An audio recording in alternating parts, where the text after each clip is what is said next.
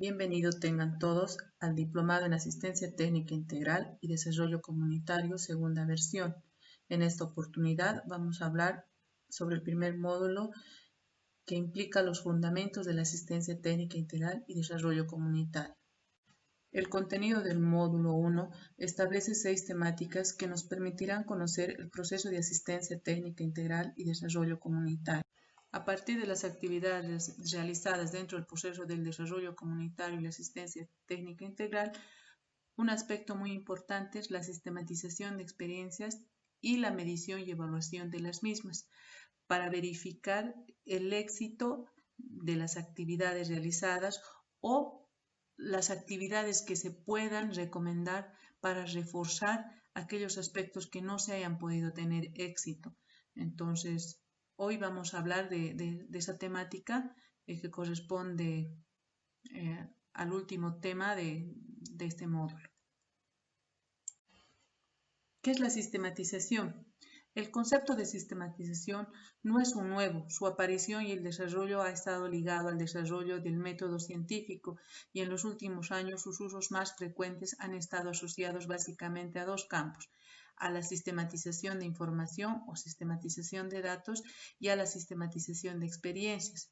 La sistematización de información se refiere al ordenamiento y clasificación de todo tipo de datos e información bajo determinados criterios, categorías, relaciones, etc. Su materialización más extendida es la creación de una base de datos. La sistematización de experiencias se refiere a las experiencias vistas como procesos que se desarrollan en un periodo determinado de la que intervienen diferentes actores en un contexto económico y desarrollo social. El primero es cuando hablamos del ordenamiento y clasificación, se refiere a todos los datos que nosotros levantamos en los diagnósticos participativos. Y a la segunda es cuando ejecutamos la solución de problemas encontrados en el diagnóstico participativo. ¿Cuándo y cómo surge la sistematización de experiencias? Vamos a hacer más énfasis ya cuando tenemos los resultados y terminado el trabajo de asistencia técnica. No es más que la inquietud del sistema. Esta inquietud surgió como una preocupación de los profesionales que trabajan con grupos sociales en la ejecución de proyectos o programas que buscan contribuir a mejorar las condiciones de vida de sus grupos. Estos profesionales comenzaron a sentir la necesidad de recuperar y comunicar experiencias sobre las que venían trabajando desde hace algunos años y que generaban aprendizajes que no estaban siendo intercambiados ni acumulados. Por tanto, no estaban siendo aprovechados en toda su dimensión. En esta búsqueda de cómo recuperar y aprender de las experiencias surgieron hacia los principios de la década de los 80 las primeras propuestas de sistematización junto a las diversas formas de investigación y evaluación que analizan la participación de los actores involucrados.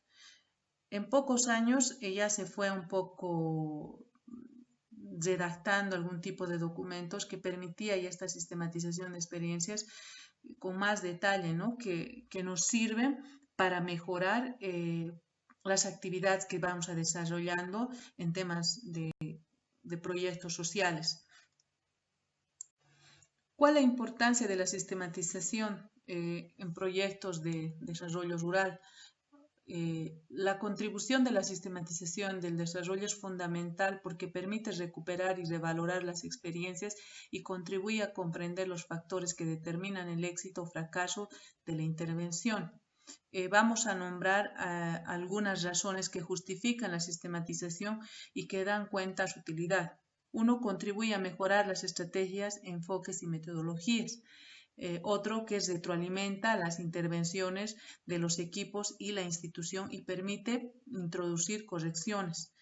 Favorece en el desarrollo profesional de los equipos y de la institución, aporta documentación al sistema de información integral de la institución, ayuda a la producción de nuevos conocimientos y también a la réplica en otros lugares, pero considerando el contexto del lugar. Para proyectos de desarrollo rural, la sistematización se justifica por las siguientes razones. Por la visión de los programas.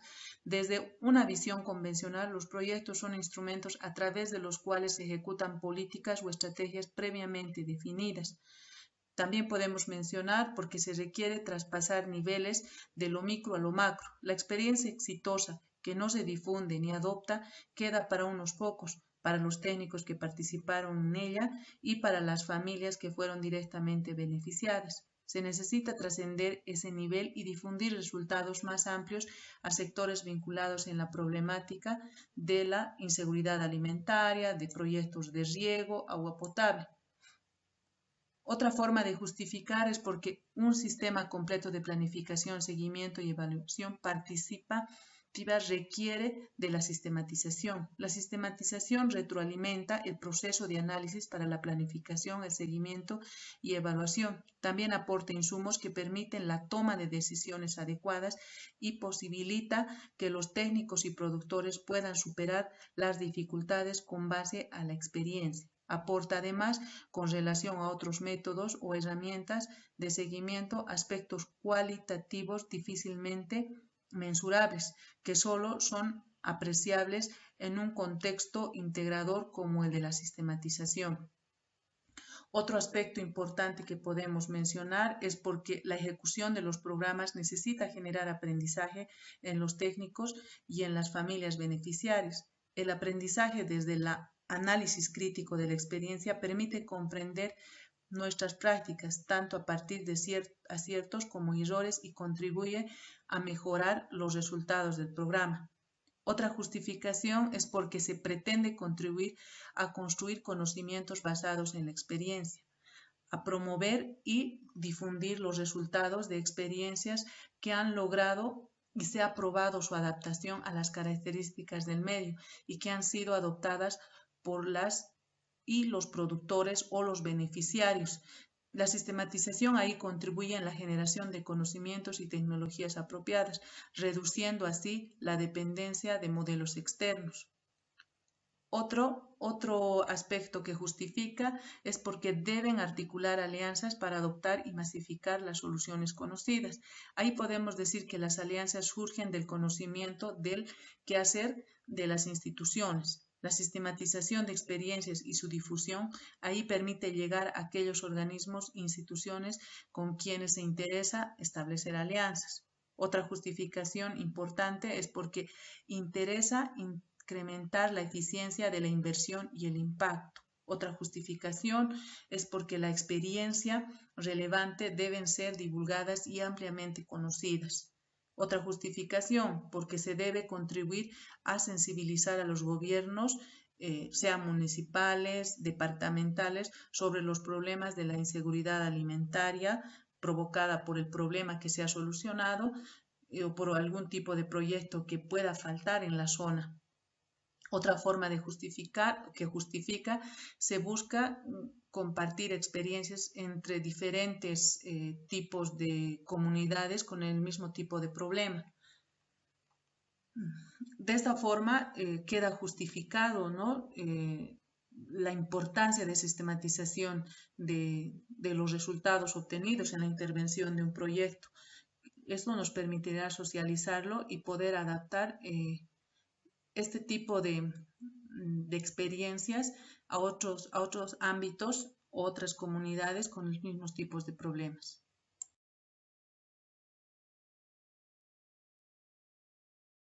La sistematización como herramienta de aprendizaje. Al momento de hacer una buena sistematización se debe considerar todos los aspectos, donde podemos ver que la sistematización de errores también es importante como la de los aciertos. Así la sistematización se convierte en una herramienta de aprendizaje para todos los involucrados, desde los beneficiarios hasta las instituciones.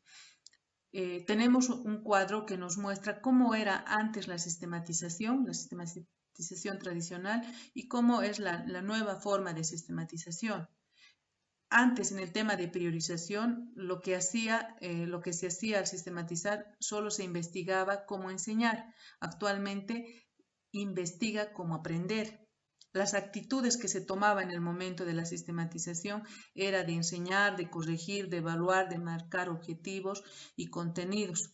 los tutores guiaban al aprendizaje en función de lo que consideraban, pero actualmente lo que se hace es se detecta las necesidades o intereses, los participantes guían su aprendizaje y deciden qué quieren aprender y cómo. Es más participativo actualmente. Ahora, en el tema de la concepción del error, era antes más intolerancia ante el error, porque generaba hábitos incorrectos. Actualmente el error se considera el error como parte del proceso mental de adquisición. Bueno, del error se aprende, o sea, se ha vuelto un poco más flexible, donde permite trabajar a toda la comunidad de manera participativa, ¿no? En los momentos de la sistematización. Sistematizamos para mejorar los errores que hayamos tenido, ¿no? Entonces, eso nos permite actualmente la sistematización.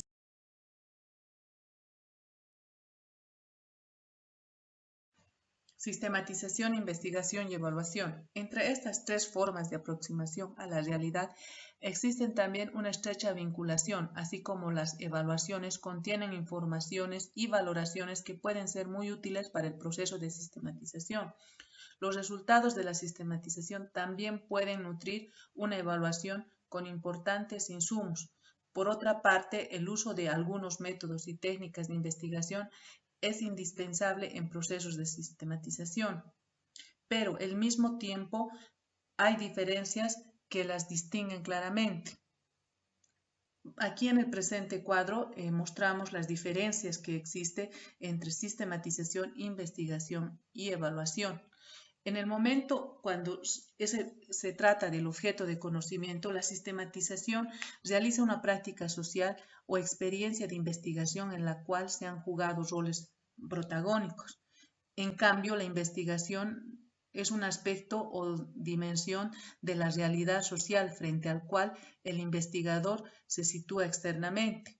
Ya cuando se trata de evaluación, ahí se trata solo los resultados y logros de un proyecto desde una perspectiva ajena al proceso. Ahora, si vemos desde el interés principal, la sistematización rescata el proceso, da cuenta de cómo se actuó, analiza los efectos de la intervención en las familias, las relaciones que se generó entre los diversos actores del proceso, los factores que intervinieron para lograr los resultados. En cambio, la investigación solo comprueba y descarta la hipótesis, clarifica los supuestos, analiza y describe hechos y explica relaciones causa y efecto. En cambio, la evaluación mide los resultados obtenidos en el cumplimiento de los objetivos, la adecuación de los métodos, la eficiencia del uso y los recursos de impacto provocados. Ahora, con relación a la finalidad, en la sistematización aprende de la experiencia para mejorar la práctica. En cambio, la investigación genera conocimiento científico a partir de la realidad estudiada. Y en la evaluación lo que hace es recomendar modificaciones y propone mejoras. Entonces, como se mencionó inicialmente, estas tres formas de aproximación a la realidad nos permiten de alguna forma estudiar y mejorar las situaciones que se han obtenido a partir de la sistematización. Metodologías de investigación. Como resultado del análisis de los diversos enfoques metodológicos de sistematización, se ha adoptado por dividir el proceso en tres grandes etapas, como se presenta a continuación. Para cada una de las etapas se han establecido los tipos de productos esperados. Al finalizarla, los correspondientes pasos metodológicos a ser ejecutados, así como los elementos a tener en cuenta en la ejecución de cada uno de ellos. Entonces lo hemos dividido en tres etapas que vamos a ir explicando a continuación. La etapa 1, que es la planificación de la sistematización. Esta etapa corresponde al diseño del proceso de sistematización. Su producto deberá ser un documento que describa el plan de la sistematización. Para lograr ello, por tratarse de una etapa de formulación, lo cual implica la reflexión grupal, lo más recomendable es realizar un taller en el que participe todo el equipo, tanto los responsables, directivos del proyecto, como el personal técnico. Hay que tener en cuenta que uno de los rasgos más importantes de los procesos de sistematización es su carácter participativo. En algunos casos cabría planearse la posibilidad de que participen algunos representantes de las familias participantes del proceso.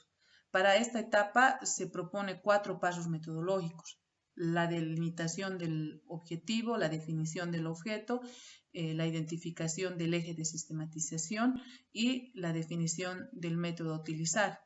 Con relación al primer paso, que se refiere a la delimitación del objetivo, en este primer paso consiste en definir el o los resultados que se esperan obtener de la sistematización o términos de productos, así como la utilidad que ésta tendrá para la institución y eventualmente fuera de ella.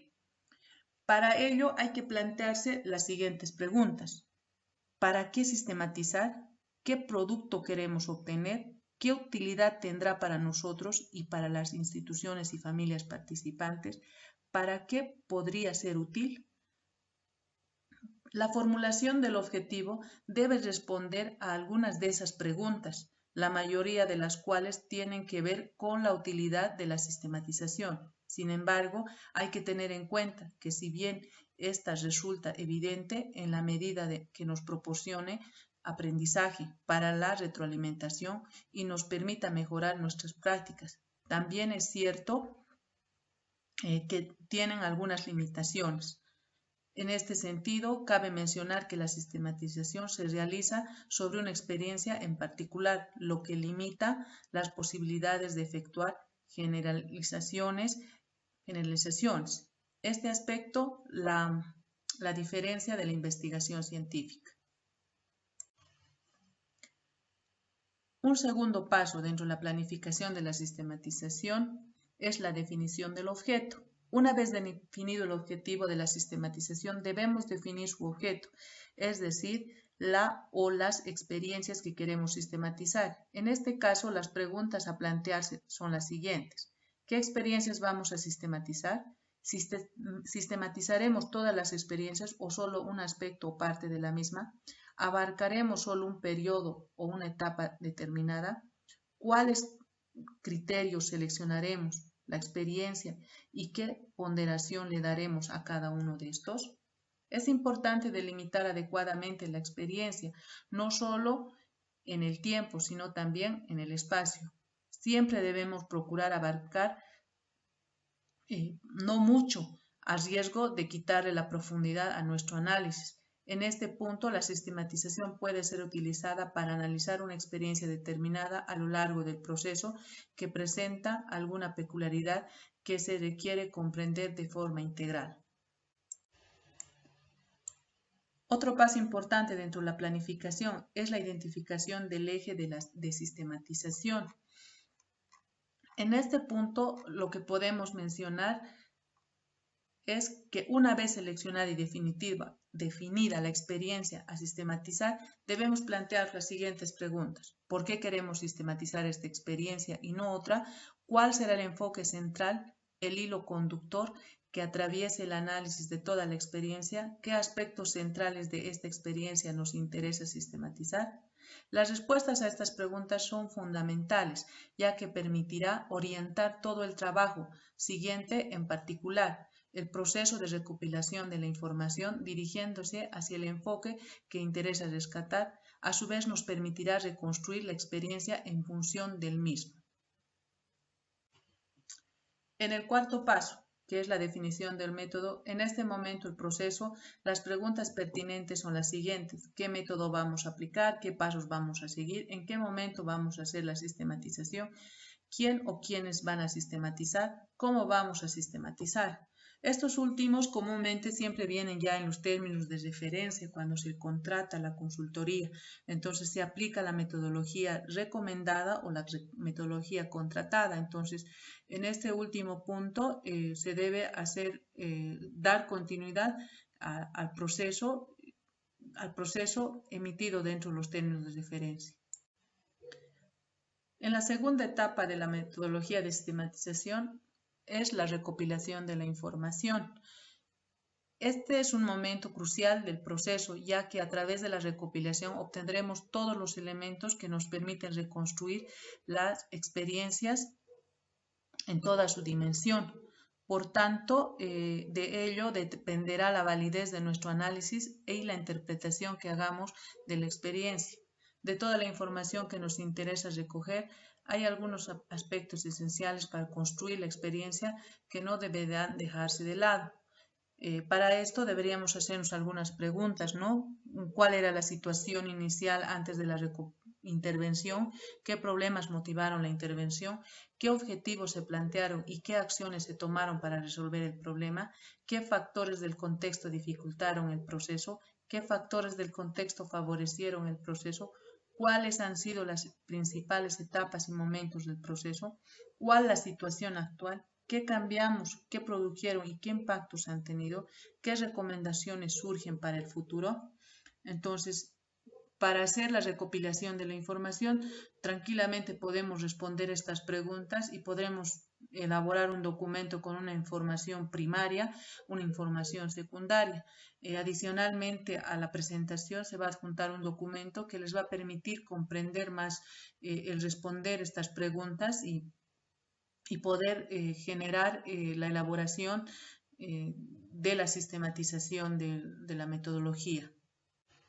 El paso 2, dentro de la etapa 2 de recuperación-análisis, se refiere al ordenamiento de la misma. Una vez obtenida la información necesaria, se requiere proceder a su ordenamiento. Esta sección da respuesta a las siguientes preguntas. ¿Cómo organizamos la información en forma clara y práctica? ¿Con base a qué elementos y categorías? ¿Cuáles son los consensos y disensos en cada uno de los temas? Aquí es importante tener en cuenta los ejes de sistematización, así como los 3 momentos claves de la experiencia: la situación inicial, el proceso de intervención y la situación actual. Entonces, se debe considerar los pasos, cómo se han seguido, ¿no? Para tener una información clara, sistemática. El paso 3 dentro de la etapa 2, con relación al análisis e interpretación crítica de la experiencia, esta se refiere a que previamente al análisis e interpretación se debe corroborar la información recopilada y complementarla. En este momento, la participación de representantes de las familias o grupos participantes es fundamental por tratarse también de un ejercicio grupal. Lo recomendable es ejecutar en este paso un taller de evolución de información, ¿no? Para obtener mejores resultados. En esta etapa se deben hacer las siguientes preguntas. ¿Qué etapas y cambios ha habido en la experiencia? ¿Qué elementos claves potenciaron y debilitaron la experiencia? ¿Qué factores influyen en los diferentes niveles de la experiencia? ¿Qué lecciones aprendidas quedan en la experiencia, deseadas o no? El planteamiento de estas interrogantes debe llevarnos a una reflexión crítica y profunda de la experiencia que nos permitirá tener un detalle de los resultados, ¿no? Con relación a la síntesis de aprendizaje, ¿no? En la etapa 2, se refiere al resultado del análisis y de la reflexión crítica efectuados en el paso anterior. En este paso consiste en extraer las conclusiones que se sugiere se formulen en términos de lecciones aprendidas. Este momento debería darse en el marco del taller antes mencionado, pues aquí donde se generan los nuevos conocimientos a partir del análisis de la práctica desarrollada. Las lecciones aprendidas no son simples resultados de una experiencia, sino el producto de la reflexión de la misma.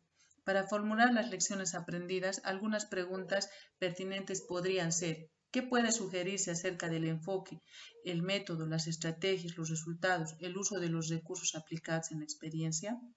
¿Qué debería ser diferente? ¿Qué debería hacerse de la misma forma? ¿Qué elementos nuevos habría que incorporar a las intervenciones futuras? ¿Qué sugerencias hay para la sostenibilidad? ¿Qué dudas o inquietudes quedan abiertas? Entonces, todas estas respuestas nos van a permitir sistematizar una serie de aprendizajes que podríamos aplicarlos a nuevas intervenciones. Con relación a la etapa 2, ya que se refiere a la comunicación de los aprendizajes, ahí tenemos 3 pasos: la elaboración de una estrategia de comunicación, el diseño y la editación de publicaciones y otros materiales de difusión, y también realizar eventos de socialización. Con referencia al primer paso, que se refiere a la elaboración de una estrategia de comunicación, Ahí podemos decir que la estrategia de comunicación para un proceso de sistematización no es otra cosa que una propaganda destinada a dar a conocer los resultados y las lecciones aprendidas de las experiencias sistematizadas, a aquellas personas o instituciones que se consideren puedan tener interés de ellas. En el momento se deben plantear las siguientes preguntas. ¿A qué audiencia dirigirse? ¿Con qué tipo de publicaciones? ¿Con qué formatos? Entonces, hay que considerar todos esos aspectos para elaborar lo que son las estrategias de comunicación. Ahora, con relación al paso 2, que se refiere a diseñar y elaborar materiales, las preguntas pertinentes en este momento que deben realizarse son ¿qué documentos técnicos, publicaciones de divulgación, otros? Para tales efectos, partiendo del documento de lineamiento de publicaciones, debe elaborarse documentos que tengan, ¿no?, una tecnología, una metodología, una investigación adecuada para poder llegar a todo tipo de audiencias. Ahora, con respecto al paso 3 de realizar eventos de socialización, que es otra forma de comunicar los resultados de la sistematización, es mediante la organización de eventos, los cuales están especialmente indicados para las personas, grupos o instituciones estrechamente vinculados al mismo tipo de proyecto. Entonces, para eso se pueden realizar talleres de presentación, talleres de presentación de actores, de presentación de resultados, conferencias, seminarios, ¿no? Entonces, se puede utilizar diferentes tipos de herramientas para poder realizar la comunicación de los aprendizajes obtenidos. Los resultados de la sistematización pueden darnos resultados deseados y no deseados. Es por eso que se debe realizar un monitoreo y evaluación adecuados durante el proceso de ejecución de cualquier tipo de proyecto, ¿no? Este monitoreo y evaluación cumple un objetivo que proporciona elementos teóricos y procedimientos prácticos a los ejecutores de desarrollo comunitario y asistencia técnica para desarrollar el monitoreo durante el proceso de ejecución y evaluación, los resultados de la intervención, en especial del impacto que puedan generar la implementación de estos proyectos. Los alcances del monitoreo y la evaluación. En términos generales, las evaluaciones tienen diferentes grados de alcance y profundidad.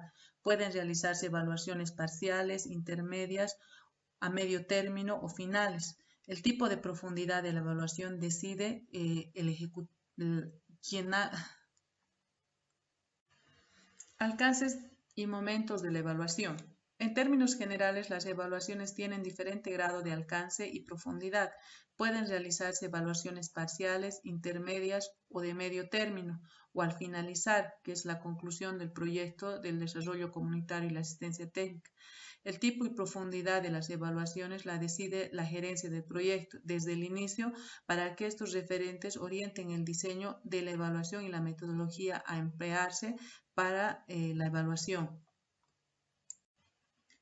Los momentos de la evaluación. En general, el diseño de un proyecto necesita incorporar varios procesos analíticos para la evaluación del diseño y sus efectos en cada ciclo. Por ello, deben considerarse 3 momentos. Momento 1. Evaluaciones antes. Tiene por objeto evaluar la viabilidad de un proyecto propuesto antes que se tome una decisión al respecto.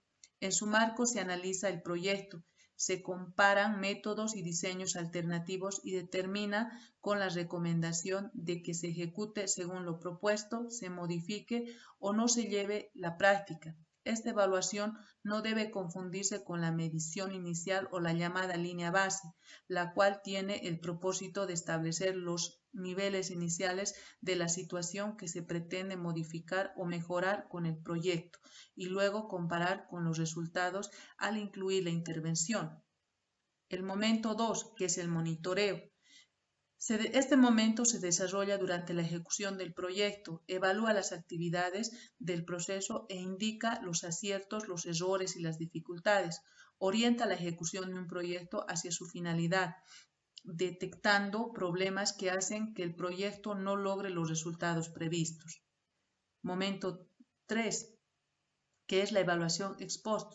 El propósito es determinar los cambios ocurridos y las mejoras del diseño, las estrategias y los procesos de los proyectos o programas ejecutados, aprovechando las lecciones aprendidas en la experiencia. Este tipo de evaluaciones se realiza en los niveles más elevados de la jerarquía, es decir, su objetivo, su meta.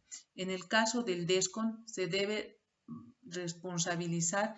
Los responsables de esto son el viceministerio de saneamiento básico, ¿no?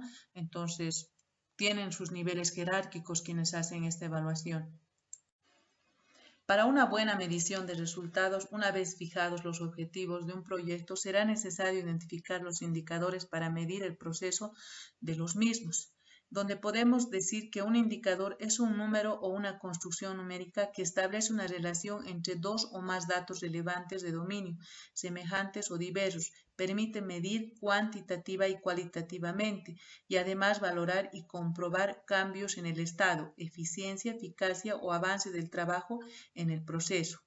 Una vez formulado el indicador, es necesario establecer metas o indicadores intermedios que puedan ser utilizados en diferentes momentos, no solo al final del proyecto. Esto permitirá conocer cómo es el avance hacia el indicador final y puede alertar atrasos o desviaciones y la necesidad de tomar acciones correctivas. Entonces, solo un indicador puede rara vez reflejar la medida en la cual un objetivo dado se ha alcanzado. Varios indicadores, tantos intermedios como finales, podrían usar para medir el cumplimiento de cada objetivo.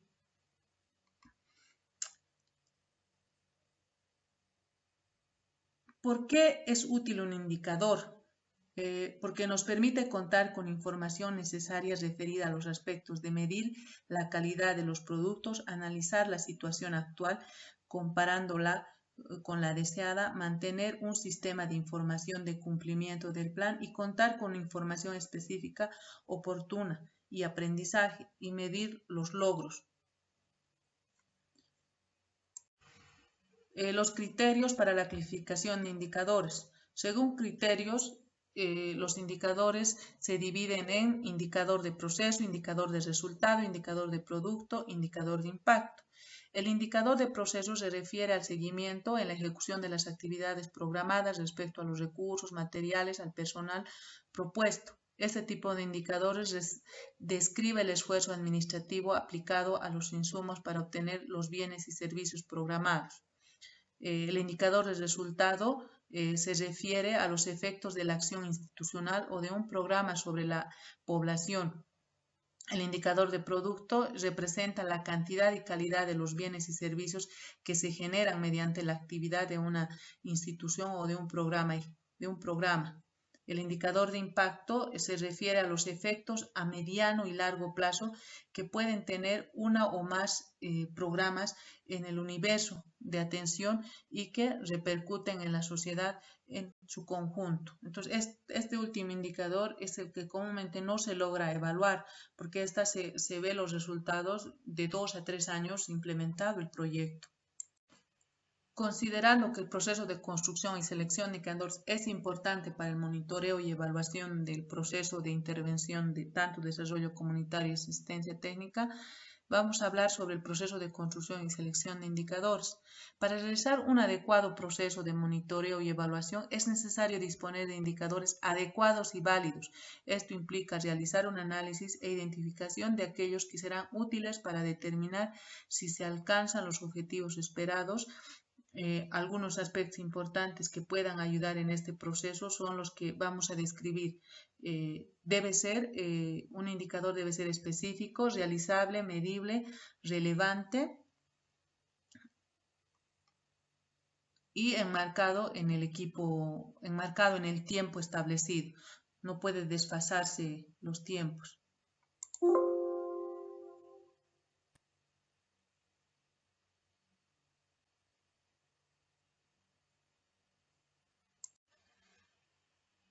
Los elementos que se deben considerar para la construcción de buenos indicadores, se debe considerar el objetivo del indicador, que debe definir para qué se va a utilizar, qué va a medir, el contexto, si tiene un marco conceptual y jurídico adecuado al contexto en el que se va a aplicar el proyecto, puede ser implementado en el ámbito nacional, sectorial, municipal o local, e incluso permitir comparación a nivel internacional. También se debe ver si tiene consenso y acuerdos, determinar si es válido para todos los involucrados en el proyecto, si resulta de interés para todos los beneficiarios. La disponibilidad de información se refiere si los datos están disponibles o pueden ser obtenidos ya sea fuentes primarias o secundarias. Se debe considerar las características técnicas que son muy importantes, si es medible, alcanzable, si es definido en el tiempo, si es realista o relevante y deben ser específicos, como ya habíamos mencionado anteriormente. Con respecto al proceso general de monitoreo y evaluación, se debe considerar las fases por las que se interviene el ciclo del desarrollo comunitario y la asistencia técnica integral. Podemos mencionar 6 fases. La fase 1, que es promoción y difusión. La fase 2, planificación municipal. Fase 3, la preinversión. Fase 4, inversión. Fase 5, consolidación del desarrollo comunitario y asistencia técnica. Fase 6, monitoreo y evaluación. En la fase 1 el propósito es apoyar las actividades que se cumplen en el municipio y las comunidades, donde la promoción y difusión del análisis de la cobertura de los servicios y agua potable o el proyecto de riego no se considera en su real dimensión. En esta fase se manifiesta la decisión comunitaria en relación a un proyecto de agua o riego y el fortalecimiento que necesita la comunidad. En la fase 2, que es la planificación municipal, en esta fase se debe lograr que el saneamiento básico o el proyecto de riego o cualquier otro tipo de infraestructura se inserte en el proceso de planificación municipal, lo que son los denominados POAs, ¿no? En la fase 3, que es la de preinversión y elaboración del EDTP que hemos mencionado anteriormente, es el resultado, en esta fase se cuenta con un proyecto técnico a diseño final, un plan de intervención y la conformación de la organización que se va a hacer cargo de la administración del proyecto. Ya en la fase 4, que es la inversión, que es más que se refiere a la ejecución del proyecto, que al concluir esta fase se contará con un sistema de agua potable, un sistema de riego, una infraestructura ya instalada y funcionando, donde la organización que le va a administrar tiene que estar bien institucionalizada y regulada con la capacidad desarrollada. Además que la comunidad debe recibir mensajes positivos de hábitos con relación a potable, de hábitos de higiene, de medio ambiente y ser capaz de desarrollar una movilización solidaria adecuada. Aquí se debe respetar todo el tipo de enfoque con los que actualmente se trabaja, el enfoque de género, en proyectos de enfoque de salud, en proyectos de agua potable y en enfoque de cuenca, en proyectos de sistema de riego y manejo integral de cuencas también, ¿no?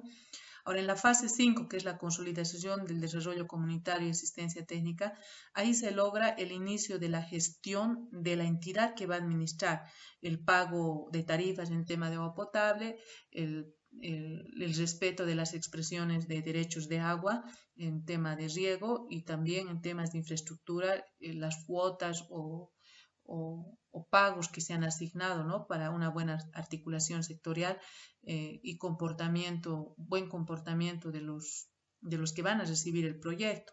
En la fase 6, que ya es el monitoreo evaluación, aquí se procede al análisis de la base de sostenibilidad. En esta fase se ejecuta la evaluación tanto en los procesos como los resultados que se han obtenido durante el proceso de ejecución.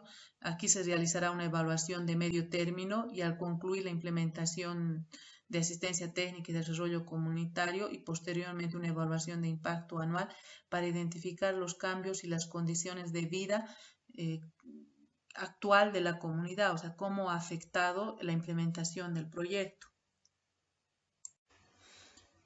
Dentro del proceso general de monitoreo y evaluación se deben considerar los ejes transversales, ¿no? En el monitoreo de evaluación, que allí podemos hablar el enfoque de género en proyectos de saneamiento básico y la información de educación sanitaria y comunicación, que son los ejes transversales con los que se trabaja.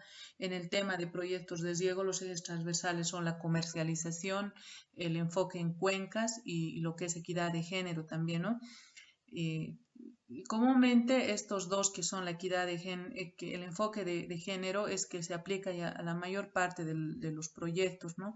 Con esto de que las nuevas leyes obligan a la participación de la mujer y también con relación a género que debe estar conformado por todo tipo de personas en diferentes edades, ¿no? Hablando del proceso de monitoreo y evaluación, podemos decir que se aplica instrumentos para obtener datos y se ejecuta actividades que facilitan disponer la información necesaria para determinar los cambios relacionados con la implementación del desarrollo comunitario y asistencia técnica. Ello incluye realizar un diagnóstico inicial, el que ya hemos hablado, ¿no? Comunitario, a partir de esta línea de base de datos o cifras de información cualitativa, se establecerán las condiciones o situaciones de arranque de la comunidad, poblaciones intermedias, mayores. A partir de este diagnóstico se realizará un seguimiento continuo y la evaluación periódica del proyecto, de los cambios ocurridos en relación a la situación inicial. Debemos considerar que en base a este diagnóstico se hace la planificación, entonces por eso es que nos permite evaluar y monitorear las actividades a partir de este diagnóstico. La presente matriz ya es una planificación, ¿no? De lo que se va a hacer en el desarrollo comunitario. Esta nos permite realizar el monitoreo del desarrollo comunitario. Esta matriz se ha elaborado en base a un censo comunitario, a las encuestas recabadas de las familias, a datos secundarios tomados del Servicio Nacional de Información de Salud, del INE o de otras entidades, las mismas que nos podrían haber dado también los gobiernos municipales. También el levantamiento de información primaria de la comunidad mediante diferentes procesos de diagnóstico e investigación, ¿no? Esta información cualitativa adicional nos ha permitido elaborar esta planificación. Entonces, a partir de esta planificación, de esta matriz, nosotros ya podemos hacer el monitoreo y evaluación del proceso de ejecución del desarrollo comunitario, ¿no? Las evaluaciones de procesos, resultados de impacto en los procesos no son más que la valoración del desarrollo comunitario y asistencia en ejecución o concluido. Consiste en una reflexión sistemática sobre el diseño, la ejecución, la eficiencia, los procesos, los resultados o el impacto. El proceso de evaluación comprende varios niveles o tiene diferentes alcances de acuerdo con el momento y la complejidad de la evaluación que se pretende realizar. Estos son la evaluación de medio término, eso que es durante el proceso de ejecución del desarrollo comunitario y la asistencia técnica, ¿no? La evaluación de la implementación de desarrollo comunitario al concluir el proceso del desarrollo comunitario y asistencia técnica, la evaluación anual de los cambios, posanual a la conclusión del desarrollo comunitario y la asistencia técnica, y evaluación intermedia, que es a los 3 años, y evaluación de impacto, que es a los 5 años. Este tipo de evaluaciones, por ejemplo, la intermedia, nos permite corregir errores que se puedan estar cometiendo durante el proceso de ejecución. Ahora en las evaluaciones intermedias, que son a los 3 años ya ejecutado el proyecto, estos nos permitirán reforzar y ya gestionar recursos para poder reforzar y mejorar las condiciones del área donde se ha intervenido, ¿no? En la evaluación de impacto ya es un poco tarde porque a veces podemos tener buenos resultados como malos resultados que esta mala intervención pueda haber ocasionado en proyectos de agua potable que el sistema no esté funcionando adecuadamente, ¿no? Entonces hay que considerar que en el momento que se interviene con desarrollo comunitario en proyectos de saneamiento básico y asistencia técnica en trenes riegos, ser lo más conscientemente posibles al ejecutar estas consultorías para evitar que las evaluaciones de impacto sean negativas. Entonces debemos considerar este aspecto en miras de mejorar la calidad de los beneficiarios. Las actividades específicas de monitoreo y evaluación, entre estas podemos mencionar la organización del proceso, la planificación y ejecución. Para realizar las actividades de monitoreo y evaluación, la dirección del proyecto o del desarrollo comunitario o asistencia técnica debe designar un equipo de trabajo que se encargará de hacerlo, ¿no? Para cada persona debe tener definida su responsabilidad en el proceso. El número de personas debe estar en función a la complejidad y estructura y organización del proyecto, pero lo más apropiado es que para el monitoreo al menos sean 2 personas, una encargada de la consolidación, procesamiento de datos necesarios para elaborar los indicadores y otra responsable en el análisis y elaboración del informe.